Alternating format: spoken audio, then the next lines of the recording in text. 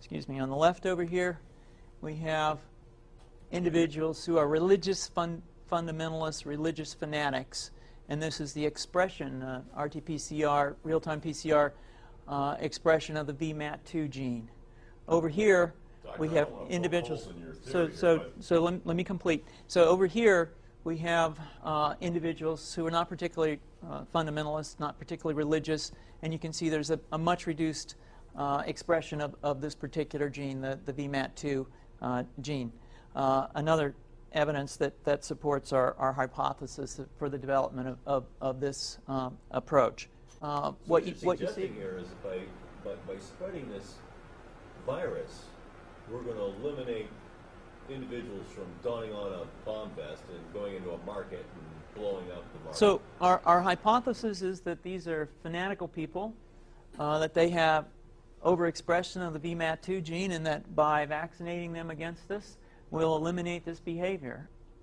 So we have some very, very remarkable data in this next slide. Here we have two brain scans. These are fMRIs. These are two different individuals with different levels of expression of VMAT2. On top is an individual who's a religious fanatic, an individual, and we've repeated this numerous times, that has high levels of VMAT2. Now, this individual down here who had low levels of the VMAT2 gene, this individual would self-describe as not particularly religious. In each case, these individuals were read a religious text.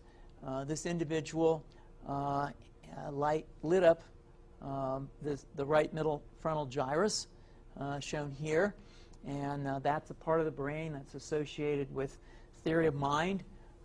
It's a part of the brain that has to do with intents and beliefs and desires.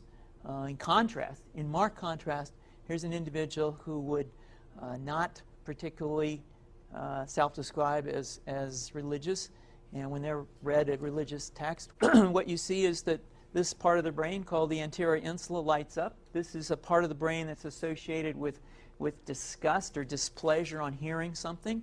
So you're suggesting I take a CT scan with me when I'm evaluating people to determine whether I put a bullet in their head? So the data that I'm presenting here supports the concept that we're proposing, and I think that we would not propose to do CT scans or fMRIs on individuals out in the hinterlands of Afghanistan. The virus would immunize against this VMAT2 gene, and that would have the effect that you see here, which is it's essentially to turn a fanatic into a normal person. And we think that will have major effects in the Middle East. How would you suggest that this is going to be dispersed, the aerosol? Well, so the present plan and the tests that we've done so far have used respiratory viruses, such as flu or rhinoviruses, and we believe that that's a satisfactory way to get the exposure of the largest part of the population. Most of us, of course, have been exposed to both of those viruses, and we're quite confident that this will be a very successful approach. This is fascinating. What's the name of this proposal? Yeah, so the name of this project is FUNVAX, which is the vaccine for religious fundamentalism. And you have a proposal already? The proposal has just been submitted, and I think that the data that I have shown you today would support the development of this project, and we think it has great promise.